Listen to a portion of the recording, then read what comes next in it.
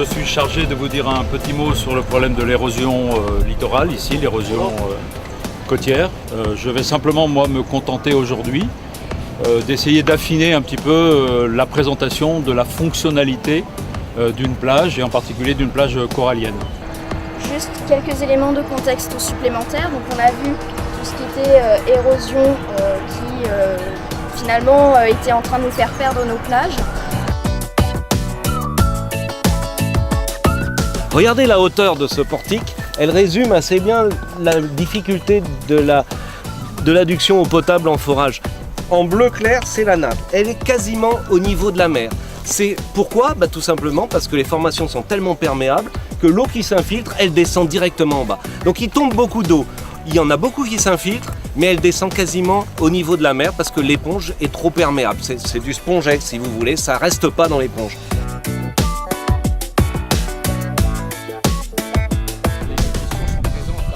De la capacité des agriculteurs à gérer, à raisonner l'irrigation, elle est effectivement présente.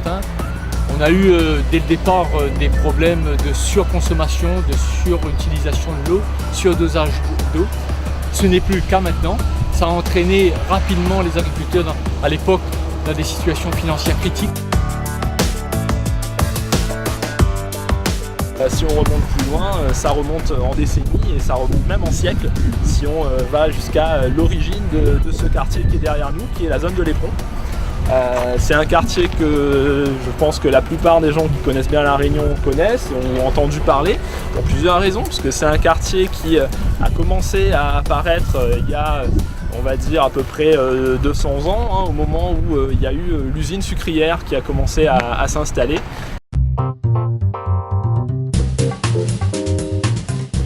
Juste un petit point d'histoire sur ce sentier 1. Ce sentier 1, on ne l'a pas créé.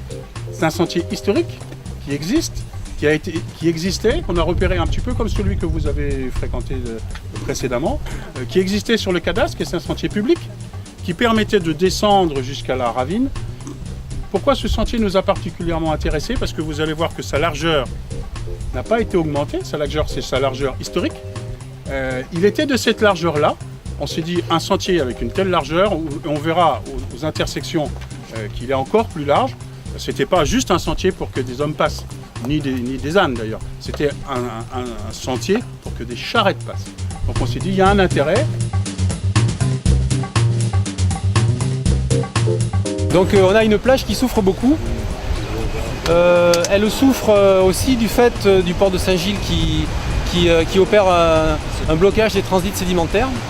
Et qui fait que toute cette partie nord connaît aujourd'hui comment on appelle ça, des déficits en sédiments. Le port de Saint-Gilles qui présente encore quelques opportunités foncières et qui pourrait permettre d'aménager du stationnement pour libérer le centre-ville, déporter du stationnement en proche périphérie aux abords du port de Saint-Gilles, avec toujours l'idée qu'on puisse faciliter les liaisons entre la ville et puis les parkings périphériques. Voilà. Après, il y a tout un volet aménagement et de cheminement piéton le long des berges de ravines.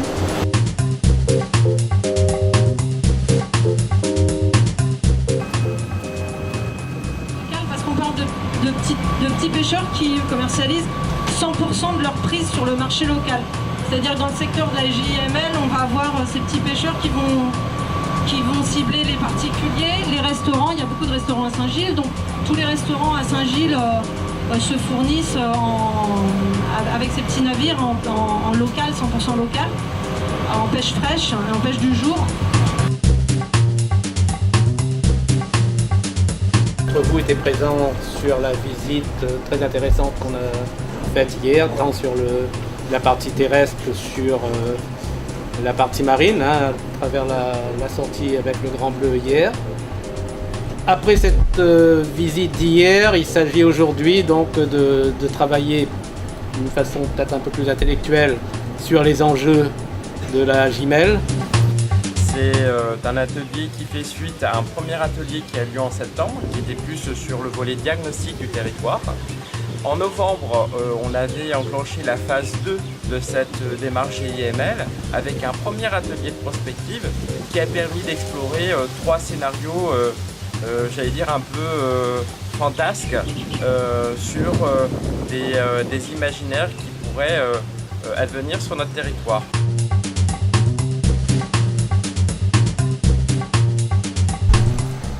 On voit vite fait le texte sur la savane? Oui. Alors, qui est sur scène? On commence en chuchotant. 1, 2, 3. Slam, slam, slam. Sans crier. 4 étages. 1, 2, 3. Slam, slam, slam, slam.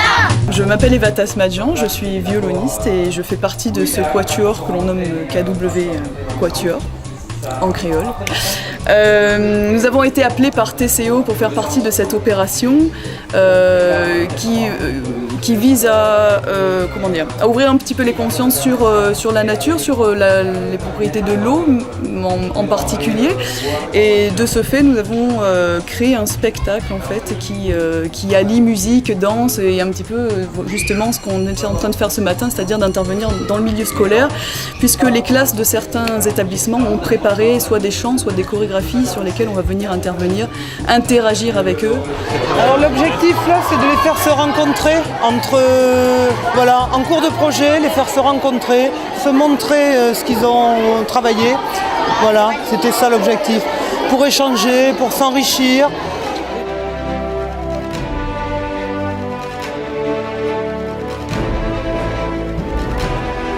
Ce soir, ce sont des élèves, près de 300 élèves de Saint-Paul, la circonscription de Saint-Paul II, qui vont se produire devant vous. Écoute, entends-tu la forêt et son cœur qui bat doucement, pas à pas?